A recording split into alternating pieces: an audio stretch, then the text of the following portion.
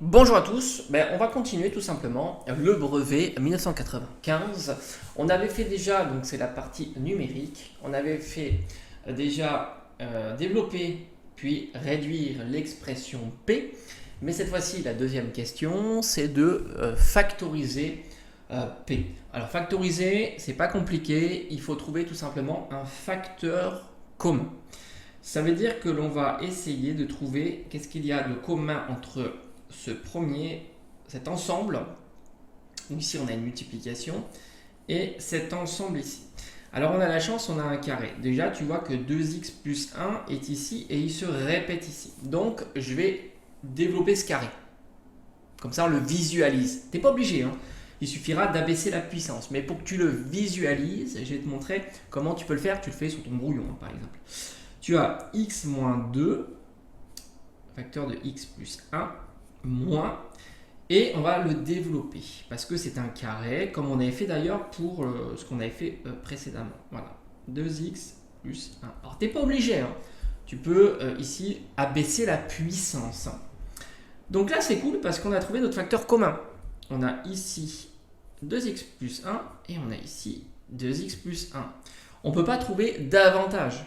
C'est celui-ci. Donc on va le mettre tout au début. C'est notre facteur commun à ces deux termes. Donc maintenant, il suffit d'ouvrir. Alors je mets un crochet et je garde la parenthèse. Comme ça, on va voir ce que je récupère. Donc je récupère ici x-2. x-2. Et je récupère, alors attention, il y a un signe, il y a le moins. C'est très important. Je récupère moins 2x plus 1. Et je mets mon crochet. Maintenant, on va aller un petit peu plus loin. On va continuer, parce que j'aime pas trop ce qu'il y a à l'intérieur. On va réduire ce qu'il y a à l'intérieur. 2x plus 1, facteur. Alors, on a x moins 2. On le fait vraiment pas à pas, hein.